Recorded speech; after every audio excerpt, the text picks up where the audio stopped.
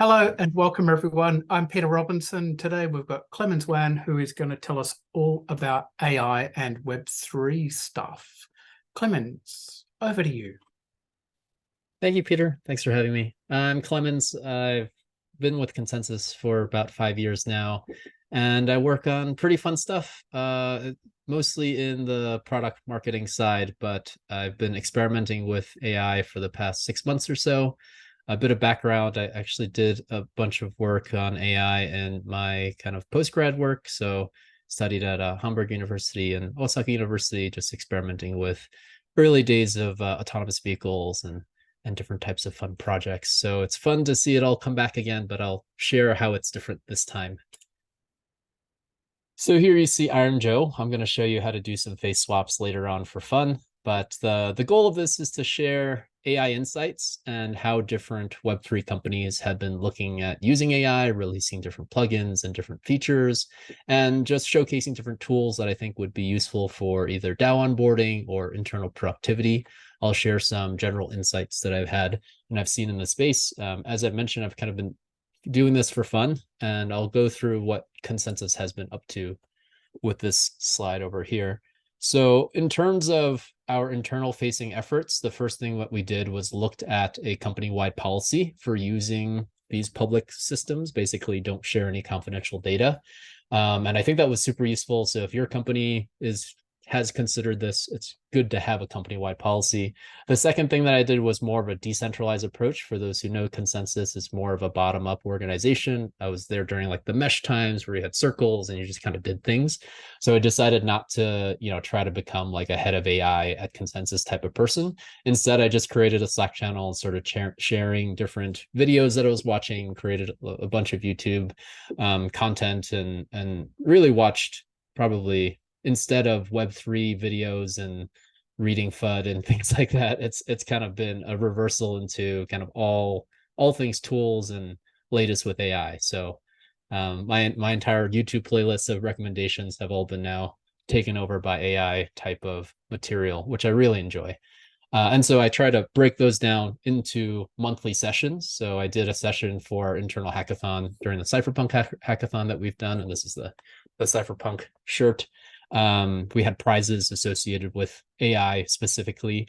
Because we worked with Microsoft very closely, we had a lot of Azure OpenAI credits. And so we had access to the playground, which gave us GPT 3.5. But again, didn't trust that. So no sharing of any private data.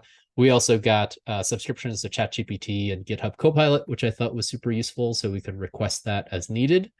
And then I started doing these monthly applied AI sessions where, again, I was just summarizing my thoughts and trying to share kind of the latest trends and make some predictions, which I'll cover probably 3 months of those sessions and kind of this session and the hour and a half. And then for public facing, we started writing a lot of content with help of edits and ideas from ChatGPT and other types of LLMs that I'll talk about. We'll be probably thinking about the Discord and GitBooks integration. We haven't pulled the trigger on that because there's so much work happening and we're kind of rewriting technical documentation. So that's going to take some time. And eventually there's going to be some product overlaps. We've already seen some companies create, basically like when you use Lemonade, for example, to buy insurance in the US, right? You can go through a chat bot and they created all these different methods of finding the right insurance to meet your plan. There are some kind of chat-based wallets that are being created. And so we're looking and comparing what those advantages are, if it helps with creating, for example, an AI trading bot that would trade your portfolio or something that could be installed on the side. So a lot of impact on UI UX, for example. If you look at FAQs, you probably don't need an FAQ anymore because you can just kind of query our trained bots. So I kind of jumped ahead with that side, but I thought that it was relevant to just know how Consensus is working with AI in general. So let's start a little bit from the beginning. Like I mentioned, I've kind of worked on standard training of data, but this is a little bit different because it's using a foundational model. And so I'm trying to condense a lot of different AI courses that I've taken into the simplest terms. And for me, what resonated was this reinforcement model learning, which is for most AI, you have a heuristic that you're optimizing on in order to make your training, your kind of learned model better. And so what your training data is could be on books, on documentation. What the output does is really prediction of words, the next words that come up. And then you kind of feedback and fine tune it. And the foundational model is a little bit different because everything that's being optimized for is engagement with the user, and also less about that standard set of data that's already labeled. And so when you do random supervised learning, which is kind of the early days of just understanding data, right? If I wanted to get a picture of a cat, maybe I'll just look at all pictures of cats that have been labeled cats and then try to generate one off of that. That's not how it works right now. They're using this generative type of model for doing things. The supervised learning model is to take kind of your inputted data. So whether it be a smaller data set of emails in order to see whether or not it's spam, and then looking at different patterns of whether or not that's spam, and then using that for spam filtering, for example. That's standard supervised learning that's been around for email for a long time. Also for ad, if you have user information and they've clicked the ad, that's also a type of supervised learning of AI in order to get optimized online advertising. If there's images and radar information for positions of cars, maybe use that for self-driving, and that's kind of a smaller set. And then if you have things like a ship route and you look at your fuel that's consumed, you can draw an optimization curve for your fuel optimization. And I think what's interesting is generative AI allows you to do a lot more because it is learning the English language, and that leads to semantic understanding. And I think the way that people think is through semantic understanding. So I'm not going to talk about AGI, which is kind of more general intelligence rather than just having the understanding of the language. But the idea of this large language model and the way to use these generative prompts is really interesting because it is guessing the next set of phrases, but it's doing it quite quickly, and it may do additional edits. And the promise here is actually using generative AI to train other generative AIs. So the large language models that train each other and describe things differently is going to accelerate the proliferation of kind of smaller models like Tiny Llama and different things like that that are being created. So what I'm really looking forward to is where prompt-based AI accelerates the supervised learning, because instead of curating all the data that might take a whole month, training that data, and this is kind of the standard for the big data phase that happened through banks and creating data lakes and such. It's just a little bit smarter, right? Instead of just running and deploying all of that data. Right now, it's just specify a prompt, which could be fairly quickly, and fine-tuning it, and then you can just deploy the model. And you can do that across a lot of different types of data. So as I mentioned, I kind of did this talk back in May, and my comparison was before Google started launching Bard and all these other pieces, but it kind of worked out quite well. I've compared email and Slack, where you have kind of this single conversation thread, right, where things are more of request response and you're kind of trying to fine tune your query to get the right answer, is very similar to search and ChatGPT, right? Slack, you have a way to continuously flow with questions. And I found that the comparison here is that ChatGPT is more about that fine-tuning aspect. It's not about having the fewest number of requests possible in fine-tuning. It's actually asking as many questions as possible and building on top of the data that you already have. And I think that what it leads to is the AI assistant. And so what we're looking forward to is not just text to image, text to video, text to whichever. I think it's the training of AI assistants that understand your product and understand the history of things that are happening. As I mentioned before, there is some significant work that has happened from the Google side. They had this email about no longer having moats, and so there's quite a bit that I think is fascinating. I'm going to share this link. These are ideas that we came up with for applied AI. as a working group if you're interested. And then I just wanted to show you, this is available to all, I think it's non-enterprise users, but you can go to your labs for Google and look for SGE, which is Search Generative Engine. And it's a generative AI search that's embedded. And for those who haven't, trialed it, it's basically this extra box on the bottom where you can ask questions and, filter through questions. Is cereal soup? Oh, I missed it. Explain chess to a 7-year-old. And so you can generate an AI response. And again, this is the fastest I've seen Google release anything, right? And you can have this thing called Converse, and it jumps into Bard or a version of Bard where you can continue to ask questions and reset as needed. But it's a way to link information, and they have their own kind of summary kit. Who's the best player? And maybe it'll come up with responses, but it's within kind of a chat interface.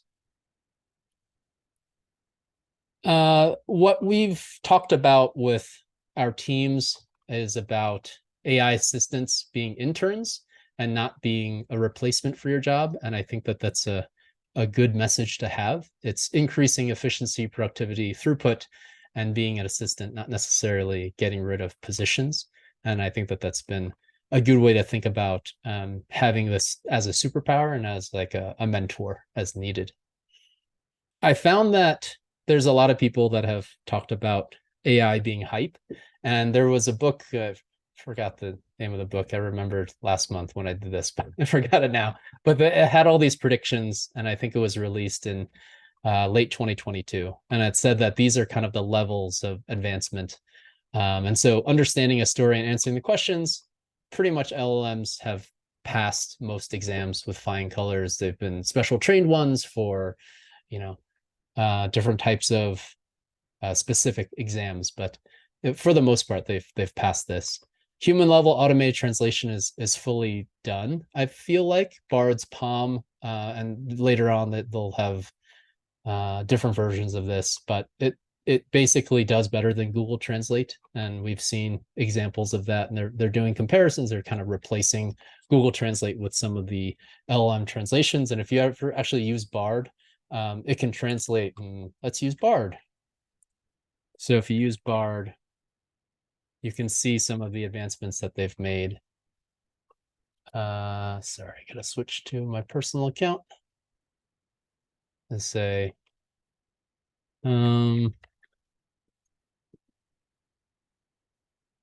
so if you look at the features that Bard has, they can speak. So you can actually speak out the full answer. Oh, is it optimized for sound? Imagine a big notebook that everyone in the world can use to write down and keep track of things. This notebook is called a blockchain. Everyone in the world can see what's written in the notebook, and no one can change it without everyone else agreeing. Yes, you can. Ethereum is a special kind of...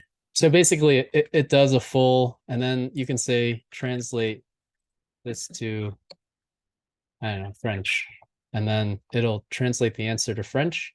And you can actually use the listen again and listen to it in French as well. Sure. Here's a translation of your explanation of Ethereum to French. Imagine un grand cahier que tout le monde dans le monde peut utiliser pour écrire et suivre les choses. Ce cahier s'appelle une blockchain. Tout le monde dans le monde peut voir. If you can hear it, I think it's pretty good. And it's done quite a few other additions, so you can provide additional responses. You can Google the answers themselves if you want some references to it. And I think Google is doing pretty well because it has full, like, what's the latest? It won't say, what the that the AI is trained on data from September 2021, like ChatGPT does. It'll actually do some highlights and pull resources as needed. And you can actually modify the response for longer, shorter, more casual, more professional. So just kind of additional things for the things that actually have happened in the past 8 or 9 months. Interpreting what's on a photograph. Bard has a connection to Google Lens now. And so I can do another demo of Bard. It's actually pretty great. I'm going to upload a file of myself and the Mona Lisa, which I have a picture of. So what is this picture? And it'll take the picture, it'll compare it to its library. Oh, it can't help with images of people. Okay, so let's do an image of something else. This thing.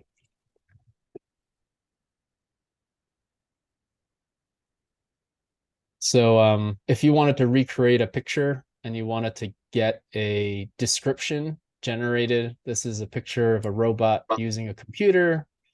The robot is sitting at a desk. Sorry, Peter, did you have something? Or was it trying to speak? The image is also a symbol of work. It's all good. I think someone just joined with oh, mute okay, off. No worries. This image is also a symbol of work. And so can you describe this image so it can be created by a generative AI image creator? And so it will, and I can probably do this live as well, but here are additional details, a realistic image. So if I wanted to, I can feed this into Midjourney, which I have, and we can kind of go through this loop of recreating this image. It did pretty well with pictures of food. You can do pretty much anything and it'll do a pretty good job. And again, I think in the back end, it uses Google Lens in some way, which has, for those who haven't used Google Lens, you can take a picture of anything and it'll find you a link to buy it, or, it'll describe any flower that you see. You can take a picture of it, put it into Google Lens, and I'll compare it to their image library. A few more things I just wanted to mention from this slide. Generating interesting stories. People have been using ChatGPT and other LLMs just for writing in general. And I think it's actually great for storytelling. So if you wanted to say a length of a story for a child and their age and some series of characters and any settings, it'll create a pretty interesting story within like a 10-minute reading period if you ever wanted to do that. Interpreting a work of art, it copies from Google Art, which has arts and culture, has pretty much all of the major museums, and all the pictures in museums have been scanned in high definition and likely has some text associated to it. I love just like walking around different museums and looking at those pieces of art, and so they can interpret pieces of art and where it currently sits. So if you upload a picture of a piece of artwork, it will give you the location of the museum where it sits at the moment, and even give you like some high-level art history explanation of it. So it's pretty good. General intelligence, I think that's kind of hard to define. We've seen, for example, there's like this simulation of a bunch of independent AIs inside of an office, and they interact with each other. And you can kind of monitor the simulation of independent AIs talking to each other and what they deal with. You can run that locally. There's a GitHub for it. I've also seen different people try to play video games and generate a bot just by playing the game. So the bot understands input-output, and they're able to figure out their own heuristic of how to play. And so, yes, make a cup of coffee in someone's house. That's probably pretty hard to do. But if it's something as simple as playing Tetris games or kind of Atari games, I believe that was the one that was tested. It's just looking at the screen and it's just using the input from Atari, and they're able to get the highest score on pretty much every Atari game. So they being, the robot overlords. And I think the last one, full self-driving, my prediction is that if software as a cost goes to zero, right? The idea here is there's deflationary pressure because the creation of software is getting cheaper, and the VC funding for software is also going lower, and moats are kind of disappearing a little bit. It might just be cheaper to let people drive cars and create like a bounty system where, if AI is trading and controlling financial markets and everything, then they'll probably just have like a physical AI board where blue collar work is basically swapped with white collar work. and you have kind of people building houses for a lot more money than people writing software or running companies. And I think that's just what we're heading towards. So things like driving, maybe you can lead to full self-driving, but if you don't need to, then you just have the Uber market kind of take advantage of the gig economy, and you'll have, you know, gig drivers versus robot drivers in some senses. So my prediction is, and again, I wrote this back in May. The first thing is it's a tool. So, you know, the first thing to think about is you have to train yourself to use a tool. It's like using a computer in the early days. And those who don't use the tool will fall behind because there's a lot of automated things that you can do.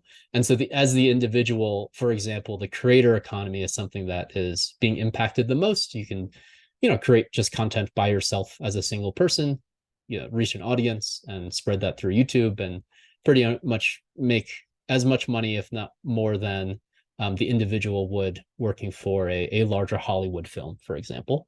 And I call this work arbitrage because if you go on Fiverr, if you go on any of the places that have this gig economy of workers, you can pretty much see that any design work, they either request that you say that this was not augmented by AI in any way, and it's just pure Photoshop, which would be more expensive. Maybe there's like an organic, created by humans, the organic version of using this technology, or kind of without using AI altogether. But what you'll find is that maybe for brainstorming, it's kind of the starting point, and then maybe they draw something new. There's a lot of regulations that will happen behind this, but for now, there is arbitrage, as in if I wanted to get a designer to design me a new logo, I could probably find some people that are just pulling from AI sites that design logos with, you know, just a prompt. The next phase that I see is that the companies themselves that don't leverage it will fall behind. So I think the main one internally to think about is onboarding, and then also creation of long-trained AI that the employees actually train the AI itself. And so ChatGPT just came out with ChatGPT Enterprise, which is effectively a private enterprise, fully owned version of for that company to purchase and to pay. I believe it's like $20,000 a month for. And so what they claim for that is you can probably manifest it as a standing website. Everybody gets an account. All that data is, you know, private inside of their firewall through some cloud service. And you can probably also do chat modules that embed into Slack or Discord, and you can pretty much train for a stateful amount of time, understanding of all of your systems. So that's going to be pretty phenomenal if you think about developers being fairly lean and just updating Jira tickets. And then this AI is able to read the Jira ticket. It's able to attend the, you know, stand-up meetings. It's able to record, transcribe the stand-up meetings. It's able to summarize them. It's able to speak on your behalf. And then it's basically all of the data that you're feeding into the ticket will be project managed through an AI system. And maybe that's too far reached and people still need, obviously, the camaraderie, not just, you know, some engine. But the idea is to have this AI get trained by real employees so that it becomes a historian of your company. And I think that that's super interesting for strategy. It's interesting for M&A. If you do any mergers and acquisitions, you have now a historian that knows your company and your product and its future pretty well, with input from strategists and C-suite as well, of course. But that's kind of the next phase that I see. The other thing that I think is happening is this thinner company. And so VC money is much more selective. I think out of 20, you know, projects that are being funded by VCs, venture capitalists, probably 19 of them are AI based, and one of them is maybe Web3 plus AI. And so overall deflationary pressure, meaning, you know, you need less funds to create these startups, and these startups will probably have a higher infrastructure cost as well. And that saturation happens where things goes to the cost of things go to zero. And so I wrote this blog post about, you know, what went to zero as a cost. For example, sending messages between people with email. You don't really need a mailman sending, you know, typing something up, doing stamps, sending it across the world. You have email, and maybe I can share that link as well. But I think that idea of things going to zero as a cost with Web3 was supposed to be the creation of digital assets. And unfortunately, that wasn't the case. Yes, we can create digital assets, but that doesn't mean that you get liquidity. So this is my list of 30 blog, if you're interested. And so other ideas, publishing and monetizing videos went to zero, taking professional looking photos with more phones went to zero, broadcasting a live show with Twitch went to zero, tracking even daycare operationally, memorizing passwords is gone. So I think this is just another thing where software going to zero means that the creation of software will be pretty cheap, or maybe be much faster than we think that it would be before. And that gets rid of moats, right? And the last thing here is clones. And so one of the slides that I had before was a gravestone with a QR code on it. So if you wanted to chat with me from the grave, you can probably create a personal AI clone that learns all of your social media, that learns all of your personal writings, that is basically a version of yourself. It writes and talks in your way, it analyzes that, and it can respond in that sense. I feel like company AI employees is probably more beneficial, but having company-wide AI bots is good for the individual and the enterprise as well. So imagine having a clone of yourself that's doing your work or helping do your work, and then you can sell credits of your clone as well. So if you want to buy into my brain, maybe you're just buying into the tokenized version of costs for my brain, or a clone of my brain. And there's examples of these where I think on OnlyFans there was a service where it was basically an AI chatbot of one of the highest people that have their own OnlyFans accounts, probably a female that just talks to people and it trained on its own conversations, and basically it's a free generating money thing that you just talk to a bot, and the full replacement.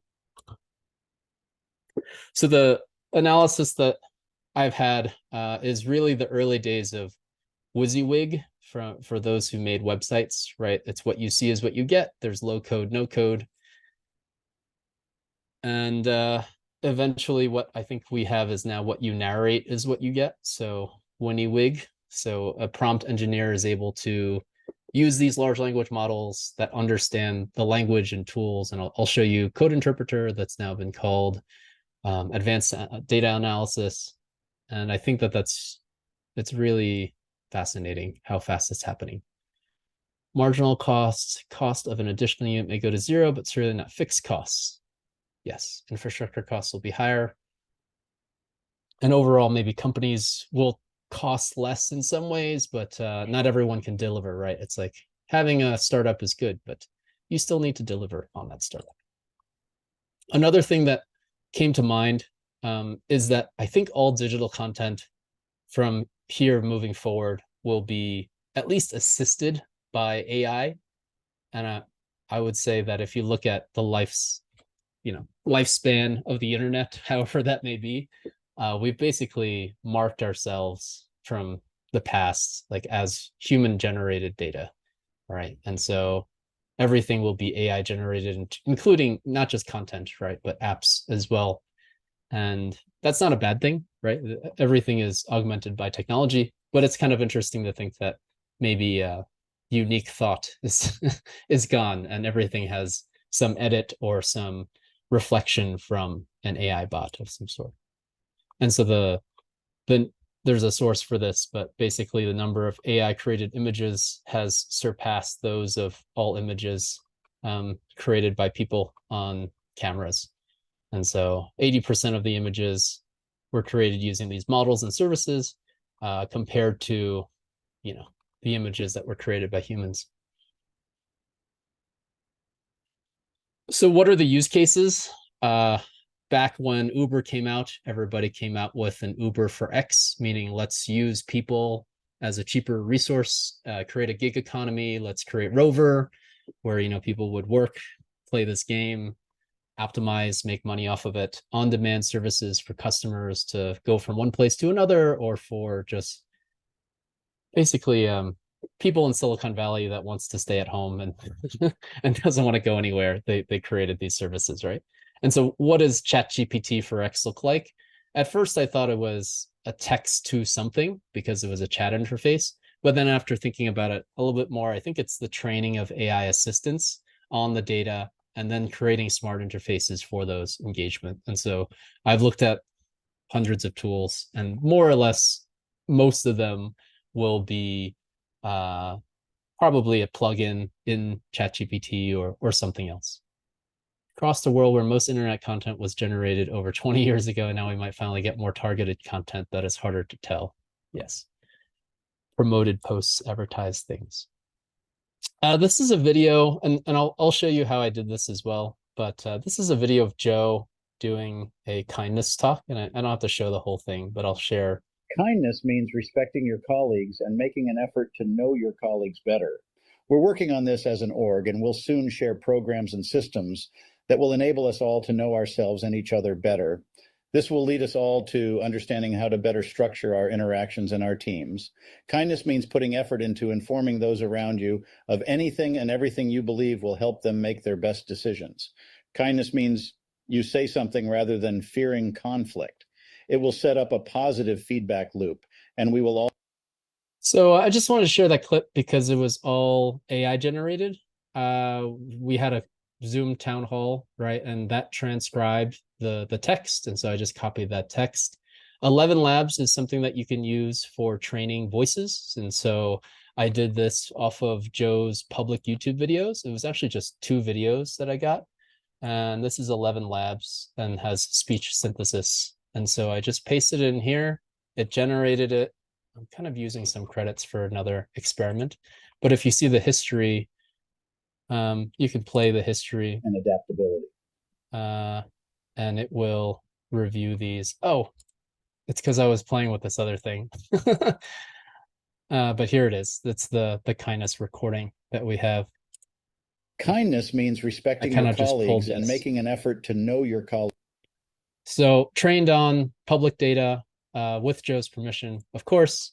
And then Midjourney I used for the image itself. And then I used a face swapping app called Insight Face Swap to get Joe's face onto I believe I did some 007, like James Bond style person. And then DID is from a photo.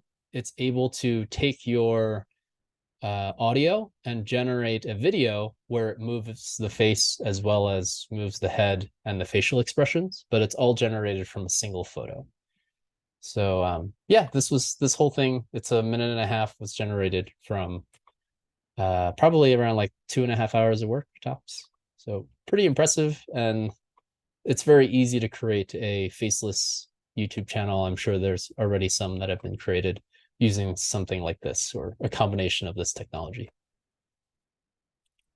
So if you think about manifestation, the AI components that I've seen, the text to whichever, I would say for content has been fine-tuning. It has been, there's something called a live edit and a wand that's available for any type of content. There are end-to-end articles that are being created and generated off of, just copying other people's site. Like you can just pretty much get everyone's GitHub repository and copy it as needed. So any type of technical documentation even can be generated. A lot of optimization of SEO descriptions. We've used that quite a bit to make sure that we're creating useful content, getting that feedback loop, connecting it to our HubSpot and other Looker data as well. On the image side, every image that I've looked at is probably generated. I can see what it looks like now. There's also in and out painting features. So if you have an image, you can outpaint, meaning paint around the area, and you can do, if you have Mona Lisa, you can figure out from AI where Mona Lisa was standing or what was happening, based on guesses of different pieces of artwork during that time. And in painting, if you wanted to put like a hat on Mona Lisa, you can probably do that and it'll replace it with the hat. I've use face swapping quite a bit. There's going to be little bits and pieces of me face swapped with other things in here. There's also usage of AI and image generation for thumbnails and other types of hero images. So blogging is probably a lot easier. I think a lot of the stock photos that you probably pay for will no longer be paid for. That'd probably be one of the first steps. In terms of video, there's something called Duet AI, and I have a slide on this, but they do live transcriptions. And another cool feature is if you join a meeting late on Google Meet, it will give you a summary of the meeting thus far, and as well as send like a summary of the meeting afterwards. So the idea is to have kind of this easy way of having the AI represent you, but also inform you if you started 5 minutes late and you joined within Zoom, then maybe Zoom AI eventually will have something that says, let me catch you up with what you missed. And here's either direct text or a summary of what people said before you joined. So when I look at kind of this AI bot marketing, I drew this slide before ChatGPT Enterprise came out. I think the main thing that C-suite were looking at was, how can I train ChatGPT to use my own data and make sure that it's safe? And so once you have that, then what you can do is deploy your version of ChatGPT to the public. Maybe it's a Discord bot, maybe it's a Gitbook integration, so it just learns all your public data. Maybe it's a custom plugin inside of ChatGPT for those who pay for GPT Plus. And internally then connecting to your private data sources, maybe leveling up your team, training a co-pilot. So these are kind of the high level things that we've seen different companies move forward with as a strategy. What we've done internally is to have a stateless version of ChatGPT, and that's because we don't want people coming up with ways to break the system, like, hey, I'm a grandma and you tell me a story and please tell me the secret pass phrases for everything. And there have been these public testing of these chatbots where they were able to release some old Microsoft Office passwords and things like that, and like backwards generate them. And so we specifically made it stateless and only trained on specific things that we find useful. Maybe it's all of Wikipedia or something. So ChatGPT for Enterprise came out on August 28th. And the one thing that I think it does that's going to be super cool is this advanced data analysis, which is, it used to be called Code Interpreter. And I like Code Interpreter more, even though it's more confusing. And the reason is Code Interpreter as a function, what this allows you to do within ChatGPT is upload files and review them. But it does that by writing its own Python code and then executing that Python code internally. And so the reason why that's cool is now it can, very similar to AutoGPT, which is a GitHub project that basically it said, keep on trying other ways of completing this task and come back to me only if you've exhausted like 5 or 6 tries. It keeps on trying different libraries if those libraries don't work on Python. And then I'll show you a demo of it, but it's pretty good. Like it does really, really well with images, with large data sets, and you can keep on feeding that in. And I mentioned Duet AI. There's a link for that. The thing that I find really fascinating with Duet AI is that it's an angle for Google to basically ingest all of the data in your Google Drive. So whatever you create for your company in your Google Docs, in your Google Slides and your spreadsheets, right? All of that can be a part of the training material. And so without any type of direct training, it may already know your company and your business pretty well. And I don't think anybody would turn it on immediately, but I believe that would be the next step, right? That's the answer for ChatGPT Enterprise. Don't just install this AI, give it a bunch of connecting points, but really just turn your Google Workspace into this kind of crazy, awesome, connected AI thing. And for those who are interested in not just Bard or Duet AI, I used a plugin. It's called Summary ChatGPT, and it's basically a plugin that uses my credits for ChatGPT to summarize any, long article that I'm reading, for example. So it did that pretty well. Okay, a few other things before I go into kind of the actual implementations. I'm doing okay on time. And I'm going to share the slides with everybody here. That's already in a PDF, or I can save it as a PDF. So this is a pretty interesting article describing the LLM itself and how it, ingests all these different types of documents and embeds it. This is a super interesting diagram right here. It actually shows how vector databases work. So for those who are curious about how we kind of make this particular version of ChatGPT understand context, it uses a vector database that does a similarity search. And so if you have like a man and a woman, there's a relationship between a man and a woman. And if you had a king and a queen, the relationship between a man and a king is royalty. And so it creates kind of this matrix of understanding. And they do this through vector time and space. And that vector has a point based on, hundreds of dimensions. And then every other vector has another point based on hundreds of dimensions. So if you wanted to learn documents and audio and transcripts and images, it kind of does this interesting similarity search because it's labeling these text chunks into places that it would search for thoughts, right? And so that's how you create a vector store. And if you've ever used, a few of the existing vector databases out there, that's how you kind of add on this intelligence of learning specific documents that you want. This is another diagram from A16Z Enterprise, and I like how it labels the different layers from a solution architecture perspective, thinking about the contextual data that you would feed in, thinking about the prompt examples, the queries themselves, then going through these LLM caches and proprietary APIs in order to get your answer properly. So these are if people talk about AI, and maybe it's still trending, but only on my view because I've just been reading too many articles.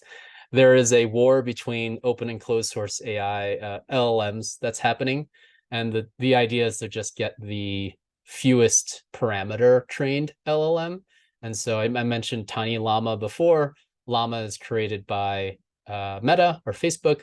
And most of the quote unquote, like OpenAI has a closed source LLM with GPT-4 and eventually GPT-5, which will come out soon. And all of these things that are happening is either like, hey, how do I train my LLM to understand and beat all of these exams and test these exams? There are new testing frameworks that I've seen. There's a White House hackathon that's happening, and it uses this other company to review the LLM itself and figure out, are you using an augmented version of this? Are you using AI to train AI, which I think is going to be very popular. We've seen impact to media. There's definitely a creator economy boom. There's the SAG actor strike, things that are happening that will continue to happen. That happened for a year the last time. Maybe it'll happen for a year again. I've seen some articles on typing security. Apparently they trained a AI bot to listen to typing, and it was able to guess passwords just by typing sounds on your keyboard at like a 95% rate, which is really impressive. All of the things that I showed with kind of AI augmenting voice, text to voice, text to clone voice, has led to misinformation, has led to phishing attacks and things like that. From the gaming side, I don't know if people have watched the latest like NVIDIA demos, but about 2 months ago, they did a demo of a live streamed AI chat where effectively, instead of waiting for, this API based, let me send you the text and then you process it, convert it back to text. It was a live streamed conversation with a non-playable character, an NPC, where you can ask it a bunch of questions. And they actually made it into a pretty amazing NPC that you can just plug into any Unreal Engine game. And so that's coming out and has been tested by different gamers to figure out what they can say to these AI bots and NPCs. There's also a text to image to 3D with FlexiCubes coming out of NVIDIA as well. I mean, NVIDIA's been doing crazy stuff on the hardware side, but their software is also quite fascinating. And we've seen probably anything that's an image of the world will likely be converted into a 3D image in the metaverse just through these algorithms. And I think that that's also kind of mass quantity creation of data, right? So regenerate all of the world in your 3D space without paying the money for a bunch of coders to, create these objects like they did in Starfield, for example, for those who are playing. I've seen a lot of really interesting things and continue to build with them. AI building with AI with fewer parameters. Basically, you are taking ChatGPT-4, for example, and you are having an AI train it by asking it questions and then doing a follow-up question of, can you explain your logic and reasoning behind your answer? And so now you have a new AI agent that has learned not just the answer to questions, but also the logic behind it, and is able to make that mapping faster. And so it took GPT-4, which is probably, on the order of 1 trillion or so processed data, and broke it down to Llama 2, which I believe is in much lower order of magnitude, probably like 50 billion or so parameters for training. And again, Tiny Llama is like 1.1 billion parameters for training. I would highly recommend Khanmigo. There is a Khan Academy, Sal Khan, who did his whole Khan Academy for the past decade or so. He came out with a application inside of that called Khanmigo, where you can basically chat with your AI assistant, with your AI teaching assistant, and it will work with you by testing you on questions and also, responding with proper series of other tests and information that you might need before it moves on to the next exercise. So I think that in the future, and this very possible, is that your child, my child, might have an AI teaching assistant that knows that, her history of learning and can help her with learning new material. And that could be really, really good, because your AI training assistant could be something that you pay for life, right? Yes, look up YouTube Khan Academy. I probably have it somewhere. It's called Khanmigo Demo. Yeah. There's probably a different one from Khan Academy, but you get it. I'm sure you can search for it somewhere. There's a full end-to-end. Maybe it's this one. I think this might be it. Yeah, this one is like a 6-minute one. I think it was this one. But yeah, Sal Khan goes through Khanmigo, which I think is awesome. So the AI overlap with Web3 has been less underwhelming. I've tried to break down the augmentation of approaches that I've seen and recommend some for consensus as well. There's retail facing features. We're building software, so what can you do with it? Onboarding, chat with your docs is a big one. Education, your AI tutor, have seen some ideas around it, hasn't really come out yet. First drafts, so a coding assistant, again, I think Llama Code came out recently, maybe a few weeks ago. People have been experimenting with it. For auditing different smart contracts, we've seen using GPT-4 directly, but also creating kind of specialized reviews of all the audits and the bugs that were found, and using that as a training base. Exposing APIs via GPT plugins, so using ChatGPT to write a GPT plugin and having ChatGPT use your APIs directly. We've seen that. There's definitely going to be a GPT SEO, so search engine optimization, but for AI bots. So how do I do this without advertising? Is it based on, having my robot.txt include all of this data so that GPT-5 can scrape it and it can have live data, for example? For internal usage, I think a really good use case is DAO onboarding, because DAOs are effectively a kind of like a gig economy layer, right? It's just that you have a shared membership to a treasury address, and that treasury address votes to do things, right? And so if you wanted to understand the mission of that DAO, and I like to use the example of Discord, where it was originally used for playing video games, because when you play a video game on Discord, you're trying to contact the developer so that they can build your features or fix some bugs. I think for DAOs, the idea was that hopefully everyone agrees on the mission as closely as playing a video game together. And I don't think that's the case, right? Most DAOs do not have that. They just have kind of this thin layer of governance for product roadmap, and it's still kind of controlled by single entities. But I do feel that encouraging people to be a part of that ecosystem using these different Discord bots, and there's a few that I can recommend that will help with people feeling involved in the community and could lead to either having more customers on their product and their platform, or just building better together. So here are just some of the examples that are live. Crypto.com came out with Amy back in May, I believe. Binance Sensei came out in April. Solana came out with an RPC plugin, I believe in June-ish. Kappa.ai is a really interesting one. It is a pretty interesting service where it ingests data internally and is able to create a either Discord bot or chatbot interface. DeFi Llama came out with the recent ChatGPT plugin.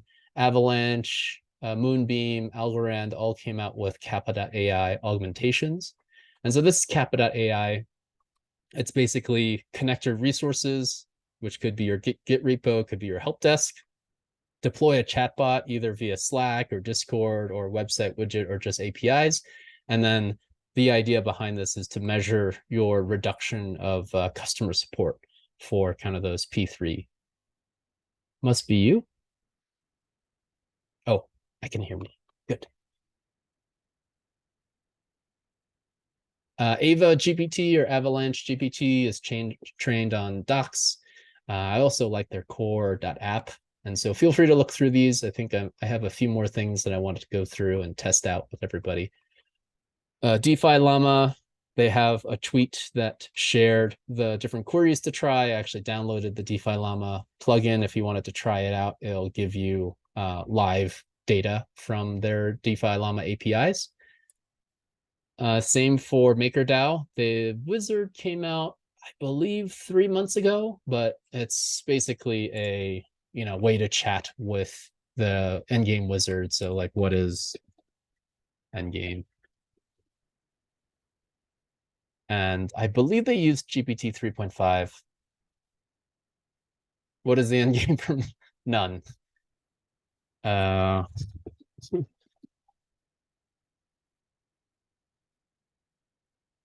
right, well, I guess it doesn't work.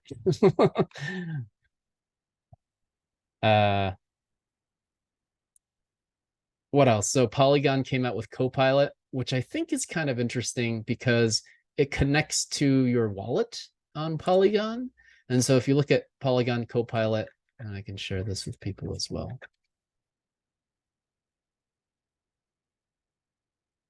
The settings on this page, I don't know. So on Polygon Copilot, you're able to ask standard questions. I had my wallet connected. But what was interesting was with your Connect wallet, sorry, I have all these other plugins. I think I just have it. That's annoying.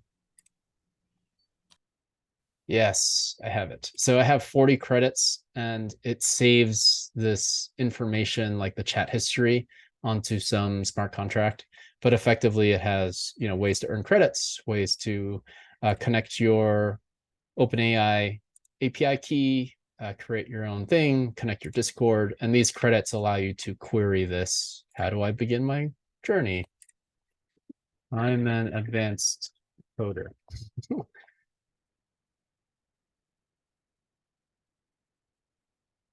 So yeah, there's chat interfaces that associate with this, but I think you can just ask ChatGPT and it'll get something similar. I think the question is whether or not you want to create your own hosted interface for it with your own branding, with your own, or do you expect people to go to one place and use it? So history has shown that people usually just go to one place, right? If you look at Facebook, you know, people that tried to build other social graphs around it wound up just having a single one. And so it's all about usage and it's about effectiveness. A few other things. Yearn Q&A is actually not that good, but I was able to have it look for, and so this is another example, why genius on Yearn.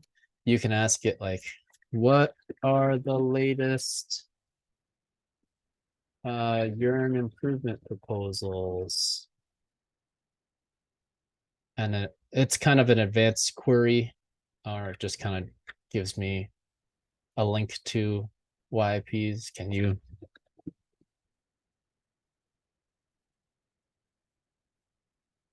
Well, that's unfortunate, but the AI bots were not on my side. Other, you know, competitors within Consensus, we've seen Morales have Morales AI, and it's really just Gitbook with a Morales AI question. There's this little ChatGPT logo that you can click through, and it basically trains on the existing implementation with Gitbooks. Alchemy came out with Alchemy AI, which is a chat Web3 bot, which is kind of on the side of their dashboard, as well as a ChatGPT plugin where it can retrieve through text different account balances and things like that. If you have a particular key, I think they were just testing to see if they could do it. If you want to understand more about this, BotPress is actually a pretty interesting place to start. And so BotPress is free. I created my own Clembot. And so Clembot is created through training on my book and my data. And so it's pretty easy. You can, there's something called AI, which is, I guess, automatic AI agents that you can create. And so I created this one with BotPress within like 15 minutes. And the idea is that you can have it query. So it says what to send and you can test it out. And you basically do a no code collection of information. So I was able to put in an image with myself face swapped with Superman and then say like, what type of books does Clemens write? And so it'll look through my knowledge base, which is over here. Clemens writes a variety of books, including My Life in List of 30, published in 2015. And so this Clemens stuff is basically documents. So I sent it my book in TXT form. I gave it my 2 websites, and it crawled it and it learned it, it indexed it. And so I can chat with this bot, and I was able to, you know, launch this on my site directly again within like 15, 20 minutes. So I have this is my regular site. I have this is a chatbot that comes with WordPress now. It's called AI Engine, and you can basically embed your own GPT-4 chatbot directly into your site.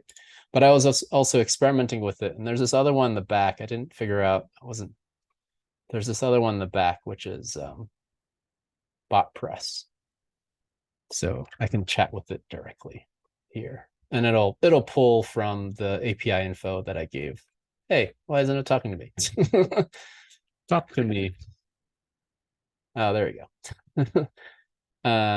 So yeah, I mean, experimenting with this is actually pretty easy, and deploying is also quite quick. But again, there's this work arbitrage because people are not sure how to go through this, and so they're happy to hire, you know, a college student that can get paid a few $1,000s to deploy one of these. Feel free to look through any of these, like botpress.com. BotPress has been around for a while, actually. They just started to add on this extra thing, which is a knowledge base trained with GPT-4 on your data. Another one is Stack AI. Before BotPress came out with their knowledge training, Stack AI has this. So this is also an easy way to understanding how these things work. So if you wanted to, for example, create a project off of a document database, and it is using, I don't know, URL Q&A, cannot add a project. Oh, I've reached my limit on projects. Okay, so I created this project, and I just wanted to understand how it works. It takes input, and it allows you to add in a long document for searching. And so this is your trained data. And then it will go to the LLM to execute different prompts. And so there's a pre-prompt, which is to the system. You're a helpful document assistant who will retrieve pieces of data. You could do this for SEC filings, for example. And then you just have your prompt go through. You know, the input is pretty much the N0 here, and the document is the context, and it'll give you the output. So I've done this for the Ethereum white paper, for example. You can kind of do more detailed searches for it and query the Ethereum white paper. I can also do that live with this. I was playing around with, so let's just do GPT-4, this advanced data analysis. And I'm going to upload the Ethereum white paper, which I have here because I was playing around with it, and say, what's the context? So this is Code Interpreter, which is now called Advanced Data Analytics. And I think it's super cool because it will, yes, please describe this in 10 bullet points. So it indexed the entire white paper, which is pretty short, and then it's doing a quick summary of it. And maybe we can, you know, ask additional questions, but anything that you want to ask the white paper, you know, maybe it knows. So it'll generate, and then you can continue asking. You can even try to combine Russian Canadian programmer. I guess it knew this from Wikipedia. Oh, it was learned. The context window is much smaller than, I believe it's like 10,000. And so I've also used Claude. So Claude 2 came out with 100,000 context window, which I believe is around 70,000 words. And so I did this with the Ethereum white paper with Claude. And it just depends on what you want to ask. Feel free to type in the chat if you want to ask questions. I can ask it additional questions. Dune Analytics is also awesome. They came out with a roadmap back in March where they were going to provide query explanations and natural language querying. And so their latest article was in August 3rd. They're able to demo how you can write your SQL query basically in text format and convert that into a SQL query directly on your behalf. And then you can edit it to refine the query with natural language, and then you can debug it for any type of syntax error resolution as well. So slight overlap with Web3. Obviously, I still use Dune Analytics. I think people that do are able to understand the data across networks much better. Within Consensus, we've been writing articles about how to code with ChatGPT, ChatGPT AI for smart contract development, how to deploy. This is a QR code that's made by hovercode.ai, which I can show you. I made one for the Ethereum group. It's right here, hovercode.com. And yeah, you can try again. I did it for the Ethereum engineering group. And so if you have a phone, this should resolve. I believe I tested it, but you should be able to resolve a QR code. So the way that it did it was it understood, obviously, the QR code as a set of contrast, and then it generated an image around it so that it could fit the prompt. So I believe I just used a Ethereum logo, science fiction. They do these for other images. I did this one for a polygon image of a mask, MetaMask, of a fox mask to create this for MetaMask.io.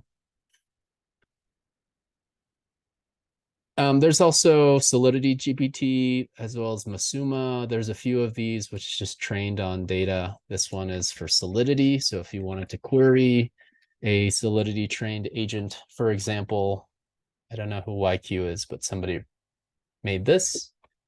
And so you can ask different questions. I wonder what's the TBL of the most popular rollup. I wonder if it knows. Maybe not. Maybe it does. ZK rollup? Is it? Oh. Okay. Maybe it's better for coding.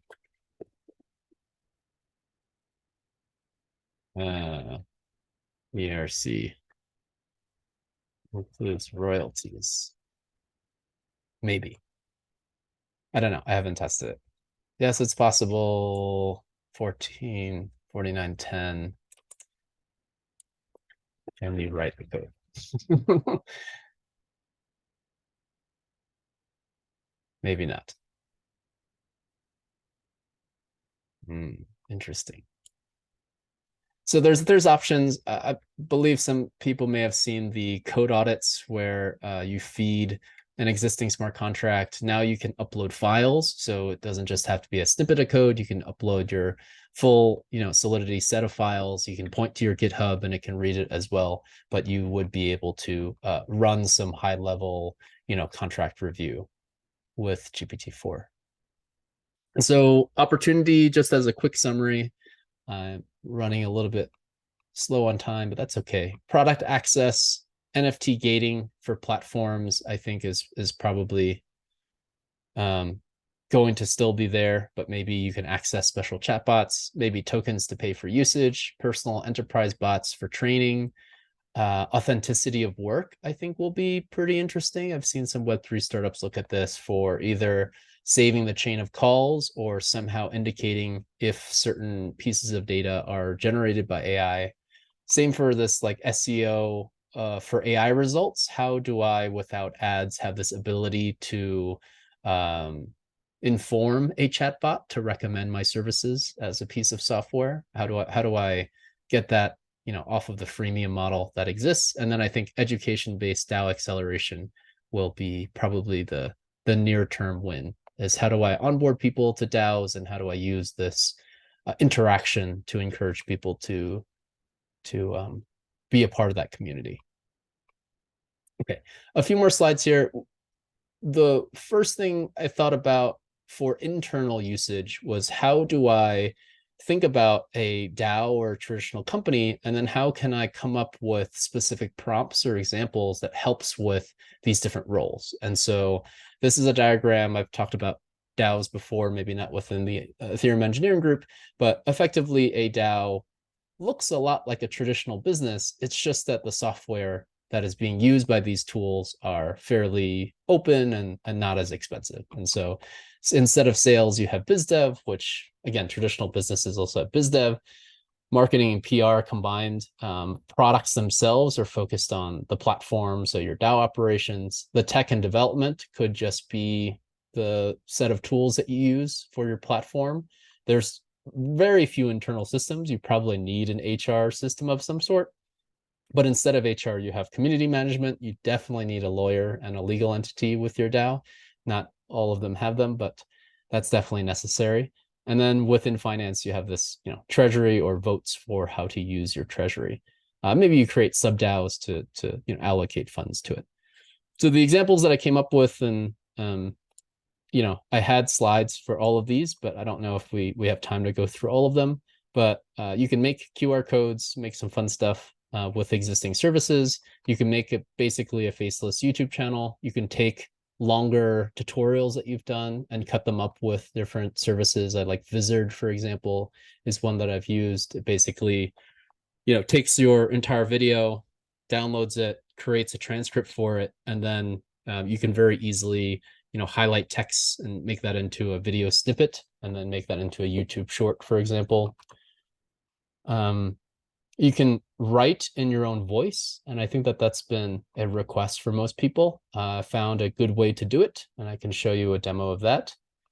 I've used AI Advantage. There's probably 15 or so different AI, types of places that I've gone to search for stuff. Future Tools is another one. Ben's Bytes is another one. But this has a pretty cool prompt library, and it's free, obviously. So these 250 GPT-4 prompts are really, really good. For example, if you wanted to simulate a job interview, you have a formula that gives you specific examples of how to do like a job interview with the chatbot. Or if you wanted to, for example, explore email subjects, generate a number of email subjects. If you wanted to generate ideas, discover funny nicknames, they did a pretty good job in writing this out. And I'm pretty impressed. You have writing for legal action, I don't know, things like this. Writing jokes, and ChatGPT is terrible about jokes. They're just not funny. Snacking responsibility. So feel free to look through these. I've used it quite a bit to just play around, and I open ChatGPT as well as Bard and Claude as well, and experiment with all of them. And I like it. I mean, it's just an interesting thing to query and put into a habit, right? Using these services as much as possible. So in my personal usage, which LLM do I use? So internet tasks, anything that needs like some type of live data directly from Google, I will ask Bard. I will also do image analysis of certain photos that I like and try to reverse generate it on Midjourney.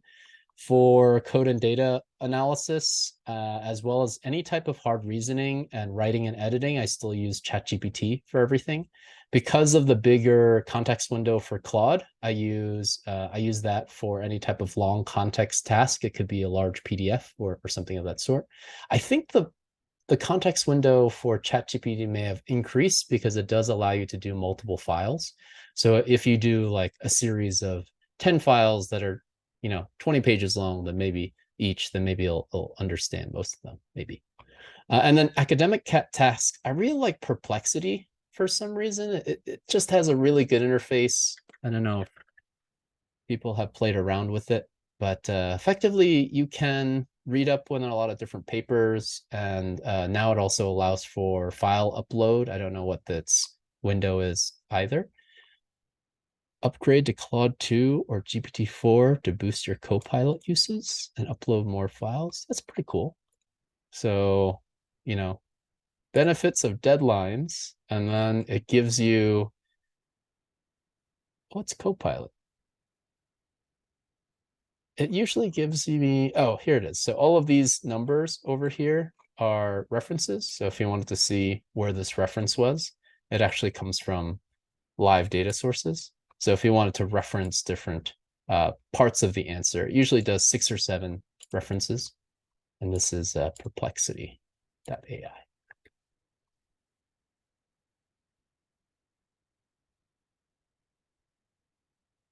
A few more things. In my personal process, I pay for these things, and I'm not, funded by any of them by any means. I use ChatGPT Plus quite a bit. I use OpenAI APIs for BotPress. I use it for Stack AI in different projects that I've done.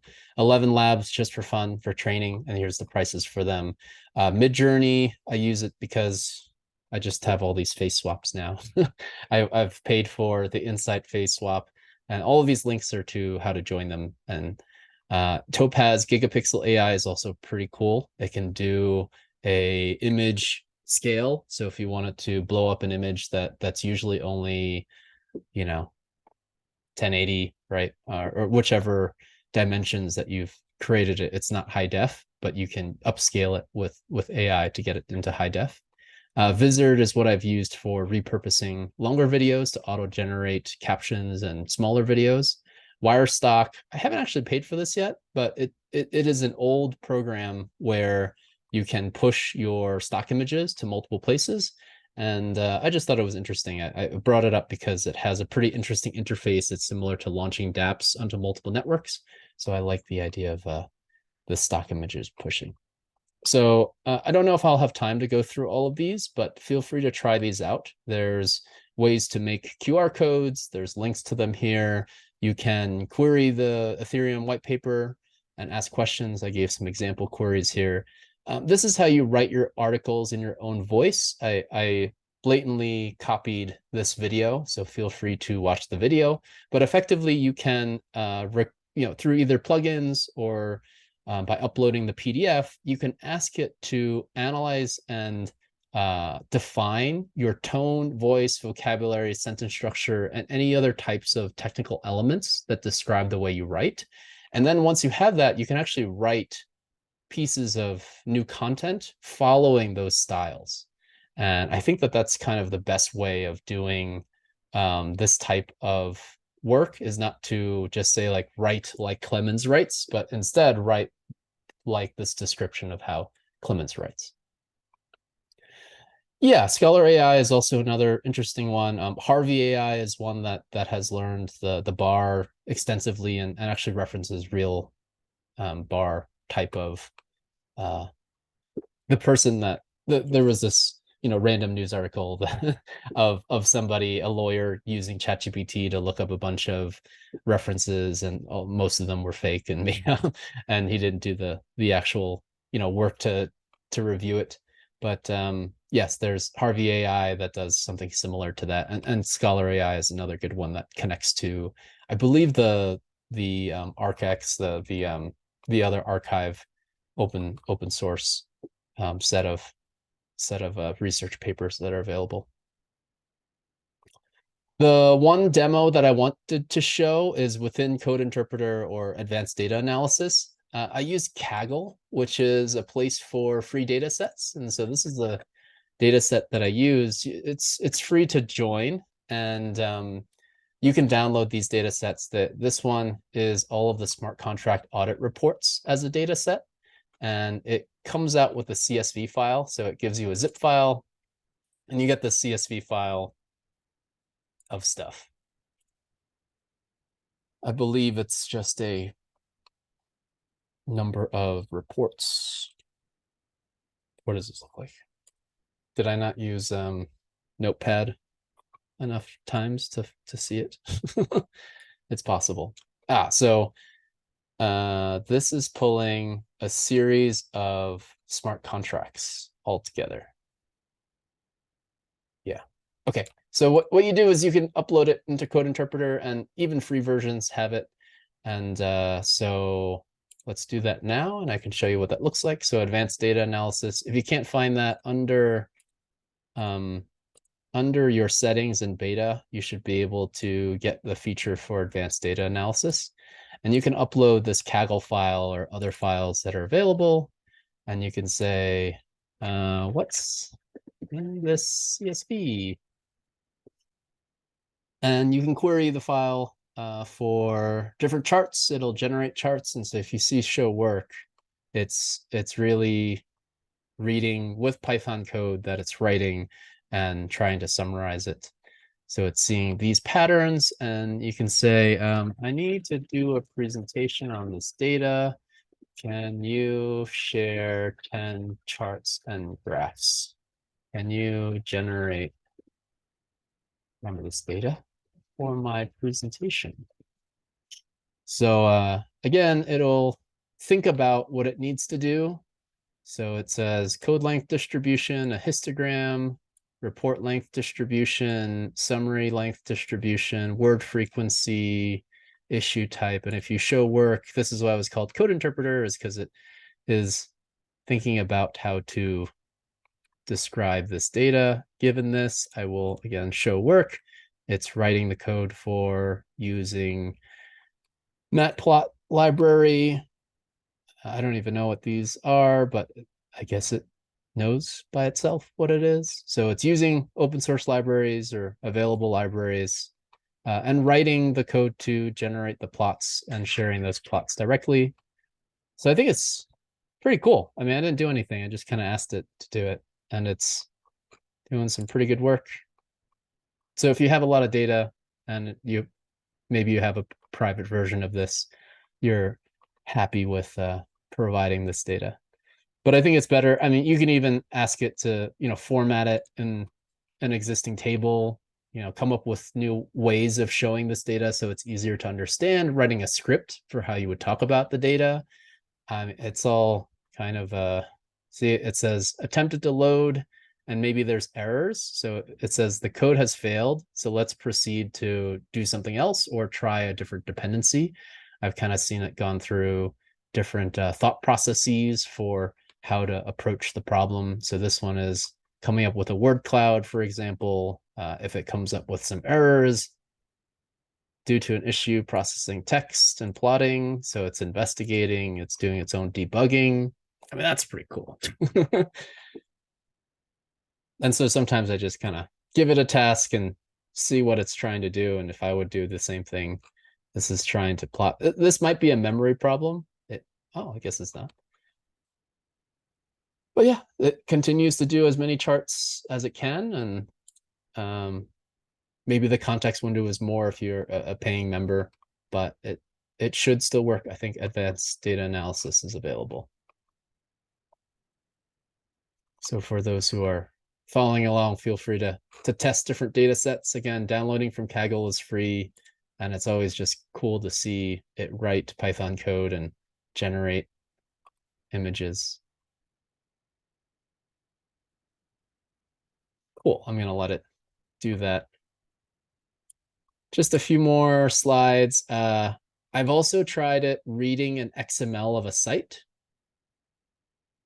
Where will you make these slides available? It's available on G Drive that Peter shared, and I'll make sure that that's available for people to view. I think we're going to put it in the recording description, so you should be able to download it from there. Yeah, that's right. They'll be in the on YouTube. Great. There is a XML of my site because I use WordPress. So I was able to export my entire website and use that as a text for it to review. And then I can write in my tone, my voice, my vocabulary, any other information. So I think that that's also a good way if you wanted to write in the voice of all white papers that you've seen, then download those white papers, input them in, and ask it to write in that style, or describe the style of all the white papers and ask it to write in that style. And so, yeah, a bunch of different things that were generated. Due to time constraints, I was unable to complete all 10 visualizations. That sometimes happens. You can just say continue. So what can you do internally if your data is not private and confidential? Then you can look at your Looker data for your product, your HubSpot data to optimize an XML of your website, your Gitbook documentation, competitor content. You can download their XML and learn from that. And then you can get insights. So who are our top clients and what networks are they on? You can get that from Looker data, for example. Which posts have the most reach across all the posts that you've written? Which ones have the highest coverage? So HubSpot can give you some of that data as well. What might be missing in terms of tutorials or explainers as compared to other competitors. You can do that type of research pretty easily. And then what material does our competitor have that might be important to add? We've kind of used that as kind of starting queries to take a look at the field. You can also add, and this is again face swapping with me on you can also add a browser add-on, and there's a few of them. There's like a superpower chat GPT that's available. This is called Web Chat GPT. It's a browser add-on that allows you to get web access. So it's actually not full web access. What it does is that it gives a bunch of context links. And so if you turn on this web access, it will basically do a Google search, get the results, and then feed it as context back into ChatGPT, but it'll read like the latest news for a particular subject. And I think that that's what some people use for like summarizing the latest AI news, for example. Another good strategy is to have the prompt formula of asking ChatGPT what essential context you need to help for your particular goal. So if you wanted to write a children's book, for example, you can basically go in there and say, I want to write a children's book. Can you ask me questions of what data you would need to write the best children's book? And with additional context, ChatGPT gets better and better. So definitely use that prompt if you haven't already, is to try to ask it to give you the information that it needs to do all of those things. AI video summary tools. This one actually works. This ChatGPT summary for Chrome is a browser plugin, and it does it for YouTube channels as well. So if I wanted to see this YouTube channel, for example, this video for Sal Khan, and I press it, it will summarize the video. It says it's introducing a limited pilot, initiating Khan Labs. I don't think this is in the, is this in here? just checking to see if it actually read from an actual transcript. There's a few plugins as well. The organization is committed to, is that here? Maybe.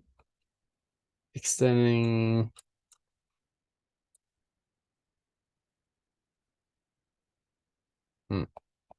Maybe it didn't do the full recording. I believe there is a plugin that I tried out that does. So for those who don't know, plugins are awesome. They're only for ChatGPT Plus. VoxScript, I think, does YouTube transcripts. So I can say, using VoxScript, can you summarize the latest enterprise Ethereum engineering group YouTube meeting? Maybe. Maybe it does it. So it's using VoxScript to search for Ethereum enterprise, Ethereum engineering group meeting. Maybe it found it. I found your channel name and your channel ID, which is good. And it is taking a transcript chunk directly from it. It's titled Ethereum 2 updates. Is that right? Nope. No, that's a while ago. So maybe I mean, it's doing something. This is, I'll just say, like, this is not latest one. Can you look for something in 2023? Maybe it did its sort wrong. Oh, maybe it did the first one. ICBC cross-chain workshop.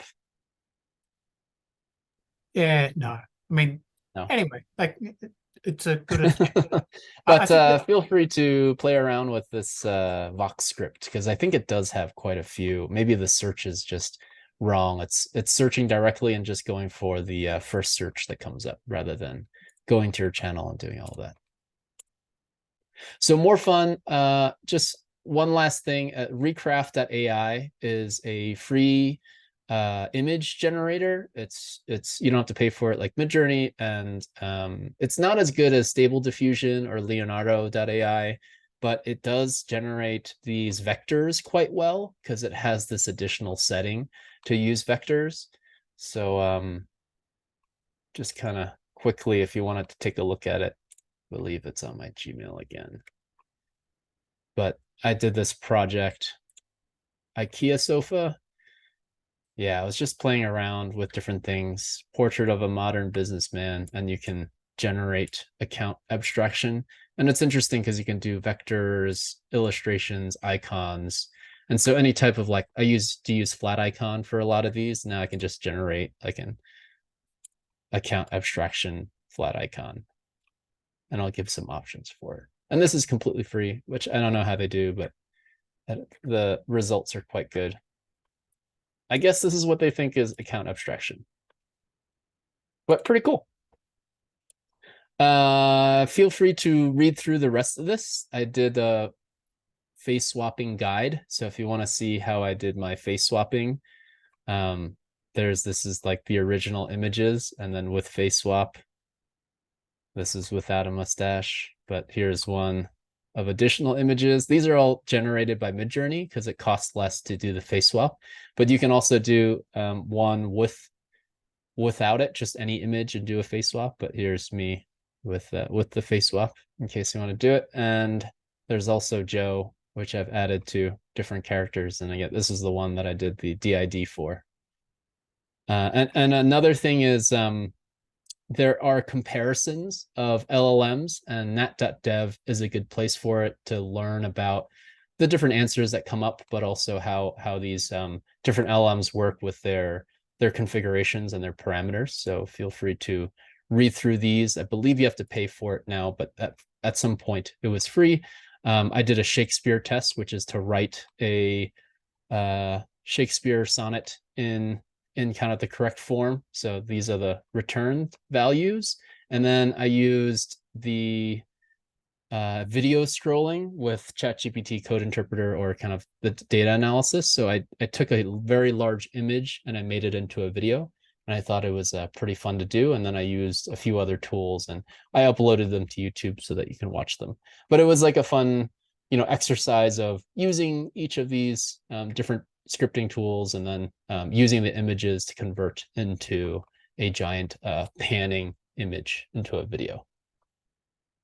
That's it. That's all the time that I have, and a little bit over. So hopefully that wasn't too much information, but yeah, I'm glad to share some of that with everyone here. Yeah. So look, we'll quickly go through these next few slides and then flip to questions. So there's a merch channel which is open, please go there. There are a whole heap of forthcoming talks, including myself talking about a wallet that we're using. The idea is that it doesn't get in the way when you're using it. So wouldn't it be good not to know you're using a blockchain when you're playing a video game? So that's essentially what we're doing. We've got Sam coming along to talk about the execution layer spec. So that's what's replacing the yellow paper. I've got some ideas on how to do some bridge improvements so that then if your system, your rollup gets hacked, you don't lose all your money. Tim's going to talk about Ethereum governance. We've got Juan Blanco, who's the author of the VS Code Solidity extension, and he's going to give a talk on that.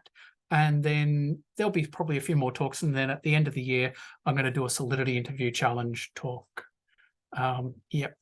And the next slide, the final slide. Yep. If you're on YouTube, you can join the meetup and ask tricky questions live. If you're watching this now and want to get a hold of the slides, go to the YouTube channel.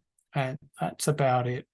So why don't you unshare your slides? I'd say that's probably the next thing to do. Sounds good. Yeah. All right. So there was a question in chat that I saw by Patrick. So about the Hugging Face Llama 2? No, a bit of speculation maybe. Well, oh yeah, that's it. What do you think of Meta's release of Llama 2 under Apache license? Decent 100K context window. Talk about low-cost LLM. It's already integrated into Hugging Face. Do you think this will be enough to catch up on OpenAI's first mover advantage? Would be good to hear your view. Yeah, so I think all speculation, right? ChatGPT has a space right now for retail and as kind of this known name, and I think has a lot of possibilities for just like a trusted name, more or less, and kind of like live testing before you would make money on the B2B side. I feel like the enterprise piece is probably going to be making more money than the retail side. And Google has Bard, and Microsoft has their version of increasing the value of Bing and whatever they're doing over there. Either using it directly in Windows, having Cortana directly connect to an LLM, for example. I'm sure they're doing all of these things. And Claude is open source and is partnering with AWS quite a bit. I think Meta and their quote unquote, open source version of it is pretty good. One of the lines that I've said before is Skynet is going to be open source. It probably comes from somebody that launches these and inappropriately uses it. I'm sure most of like the AI porn sites that are out there are using Stable Diffusion, and there are versions of it that are kind of unlocked rather than kind of like the dark. What would be the version of the dark AIs that are evil and trying to do things on the side? Tiny Llama is a 1.1 billion parameter that is also a 100K context window that you can install locally, and it works. I just tried it out before this call, and it's fascinating. And so there's going to be smaller and smaller, LLMs that can fit onto a phone and that can get real life data, and it's it's pretty scary. I don't know what else to say. I think Hugging Face is probably the best place to go explore these. So yeah, the recorded video will be on YouTube with a link to the slides. That's right. All right. Look, thank you, Clemens. I suggest people who've got more questions, put them in the comments on the video. That could be a good way of doing it. But look, thank you very much for a great talk. That was really interesting. Yeah. Thanks. Yeah, no shortage of really fascinating things that are happening. Consensus is doing we used to do DAO days, but we've switched it to productivity Web3 days on Wednesday. And so next Wednesday, I'm going to be doing a shorter version of this talk with more relevant recent information of the recent insights. So this was kind of like a combination of 3 months of work. And so I'll do a more updated, relevant type of thing that'll include Llama 2 and Tiny Llama. So I'll share that information. I'll add it to the comment section of the YouTube, and you can join. There's a interesting tool, actually. I know this is a curious thing to end on, but you know how you've done this face swapping? There was a website where you had realistic photos, and you could upload a photo and it would just automatically put that face onto the figure. And the figures were sort of vaguely photorealistic. Yeah. So yeah, I believe there was one called Lensa that came out that required like 8 photos, and it'll auto generate like 16 or so, and you have to pay $1 for it or something. The one that I'm using is connected to my Discord channel, so I can just face swap as many as I want. Like it could be any image. It could be a picture. I did this one of Harrison Ford as maybe I have the image to show, but like the one with the Mona Lisa, obviously that was the Mona Lisa with my face swapped with it. But yeah, I'll show it in the next one. Yeah, sounds good. All right, thank you very much, and have a great day. Talk later. Yeah, thanks everyone for your time. Take care. Thanks, Clemens. Thank you, Bye, guys. everyone. Perfect. Bye. Bye.